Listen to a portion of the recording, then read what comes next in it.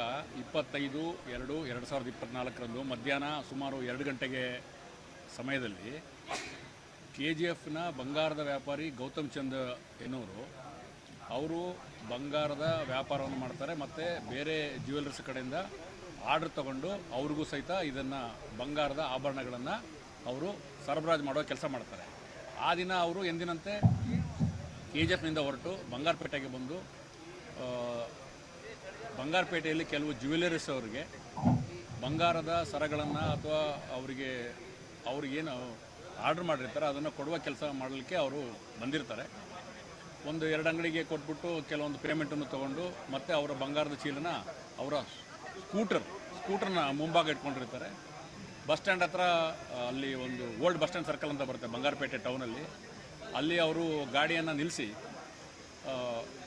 ನಿಲ್ಲಿಸ್ಬಿಟ್ಟು ಕೆಲವೊಂದು ಏನೋ ಒಂದು ಹಣ್ಣು ತರಕಾರಿನ ತಗೊಳ್ಳೋಕ್ಕೆ ನಿಂತ್ಕೊಂಡಾಗ ಅವರ ಗಮನ ಬೇರೆಡೆ ಸೆಳೆದು ಮೋಟರ್ ಸೈಕಲಲ್ಲಿ ಬಂದ ಆರೋಪಿಗಳು ಬಂಗಾರದ ಬಂಗಾರದ ಸರ ಇದ್ದ ಅವರ ಬ್ಯಾಗನ್ನು ಅಪಹರಿಸ್ಕೊಂಡು ಅಥವಾ ಕಳ್ಳತನ ಮಾಡ್ಕೊಂಡು ಹೋಗ್ತಾರೆ.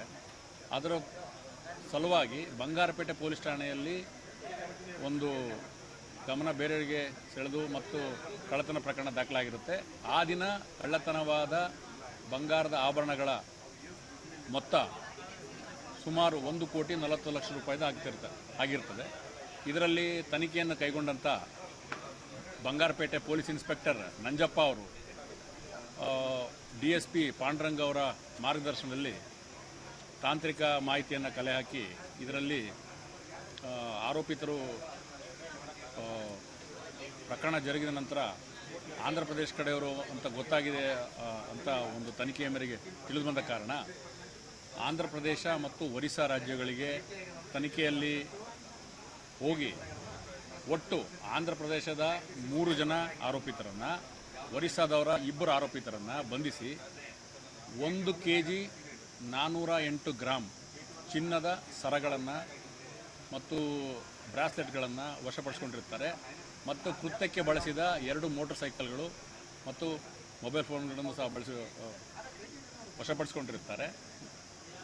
ಕಳ್ಳತನವಾದರಲ್ಲಿ 1,40,00,000ದಲ್ಲಿ ವಶಪಡಿಸಿಕೊಂಡ ಆಭರಣದ ಮೊತ್ತ 1 kg 400 ಗ್ರಾಮಲ್ಲಿ ರೂ 1,04,00,000 ರೂಪಾಯಿ ಮೊತ್ತದ ಆ ಚಿನ್ನದ ಆಭರಣಗಳನ್ನು ವಶಪಡಿಸಿಕೊಳ್ಳಲು ಯಶಸ್ವಿಯಾಗಿರುತ್ತಾರೆ. ಇನ್ನೂ ಸಹ ಅದರಲ್ಲಿ ತನಿಖೆ ಮುಂದುವರೆದಿದ್ದು ಬಾಕಿ ಉಳಿದ ಚಿನ್ನದ ಆಭರಣ ಮತ್ತು ಪರಾರಿ ಇರುವ ಆರೋಪಿತರ ಪತ್ತೆಗೆ ತನಿಖೆ ಮುಂದುವರೆದಿರುತ್ತದೆ. ಸಹಿತ ಈ ಇಬ್ಬರು ಈ ಹಿಂದೆ ಬೇರೆ ನಮ್ಮಲ್ಲೇ ಅಲ್ಲ ಬೇರೆ ಕಡೆ ಪ್ರಕರಣದಲ್ಲಿ ಭಾಗಿಯಾಗಿದ್ದಾರೆ ಅಂತ ಮಾಹಿತಿ ಇದೆ. ಅದ್ರ ಬಗ್ಗೆ ಇನ್ನೂ ಹೆಚ್ಚಿನ ಮಾಹಿತಿ ನಾವು ಕಲೆ ಆಗ್ತದೆ.